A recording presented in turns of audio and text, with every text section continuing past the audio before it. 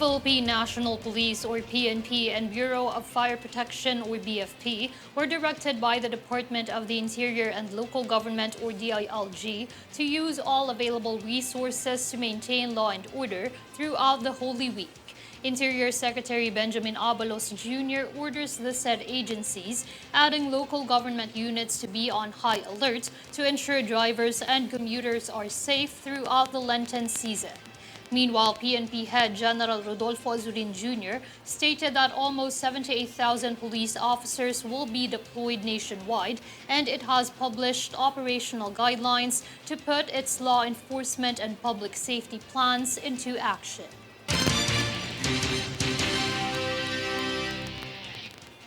Just in, Malacanang declared that April 6 and 7 will be a regular holiday to give employees enough time to travel from various areas in the country, while government offices on April 5, 2023 are suspended from 12 p.m. onwards.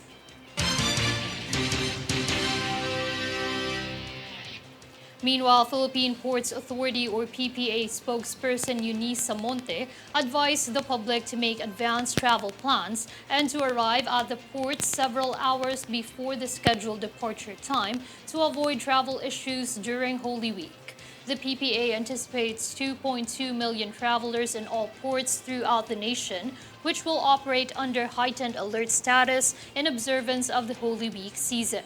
Meantime, PPA General Manager J. Daniel Santiago also informed the public earlier that they would offer free food and other supplies to anyone who would be stranded.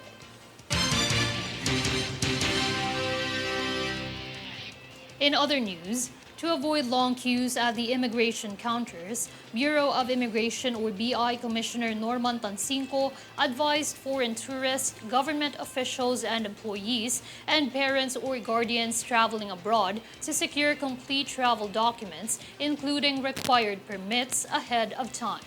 BI deployed 155 more immigration officers to ensure that all counters are fully staffed to assist arriving and departing passengers. By getting their documents in advance, travelers can avoid falling in line at the separate counter for immigration cashiers and save time. Meanwhile, Regional Director Marie-Elaine Unchuan said the impact of employment opportunities in the tourism industry is not limited to those who are hired, but also extends to the industry as a whole. Director Unchuan highlighted that tourism is a major contributor to the country's gross national product, and therefore the Department of Tourism is working hard to attract more tourists in the country, which will result in creation of more jobs. To achieve this goal, the DOT has introduced a tourism job fair program that aims to connect job seekers with employment opportunities in the recovering tourism industry. In other developments, the Department of Labor and Employment or DOLE announced that there are more than 5,000 jobs available at the second Trabajo Turismo Ascenso Philippine Tourism Job Fairs in different areas of the Philippines. Parts of the job offers employment in hotel industry, retail, manpower services, manufacturing, and business process outsourcing. The agency's Bureau of Local Employment stated that this aims to sustain the continuous recovery efforts of the tourism sector that will help the reopening of business establishments. On the other hand, the Department of Transportation proceeded with its contract signing agreement with the Ricardo Rail Austria Proprietary Limited Liabilities Company, which is a shadow operator consultant of the Metro Rail Transit Line 4 or MRT4 for its maintenance project.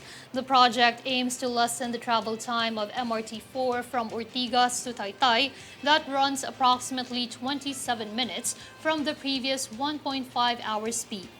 MRT4 will also have the capacity to accommodate 399,371 passengers daily.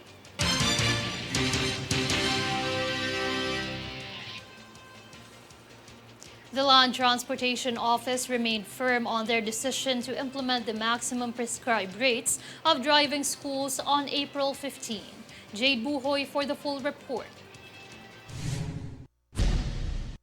Land Transportation Office Chief J.R. Tugade have expressed that they will still continue the implementation of Memorandum Circular JMT 2023-2390 that aims to limit the driving school fees of driver's license applicants on April 15. Tugade emphasized that this must be done immediately as a response to the needs of the public in terms of affordable driver's license. According to Tugade, the implementation was pushed through to give opportunities to those who needed a driver's license for their job. In line with this, the LTO chief clarified that the maximum prescribed rates are reasonable rate enough to return the driving school's investment while lowering the fees of the applicants. Further, he also stated that only the agency can determine whether the duration of 8-hour lesson is enough to produce a qualified driver that passes the practical examination administered by LTO driving skill raters. For Golden Nation Network, this is Jade Buhoy.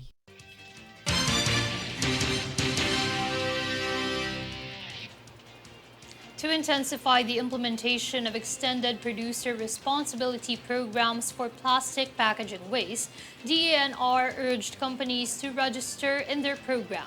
Jade Buhoy is back for the full details.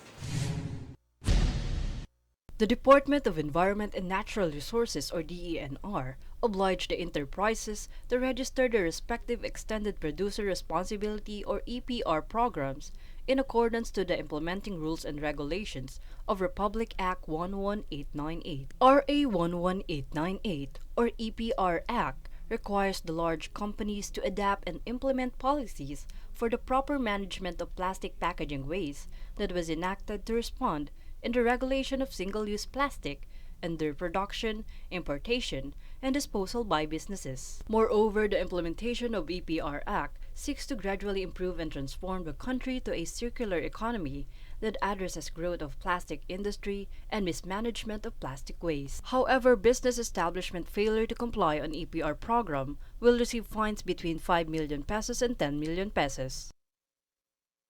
For Golden Nation Network, this is Jade Buhoy.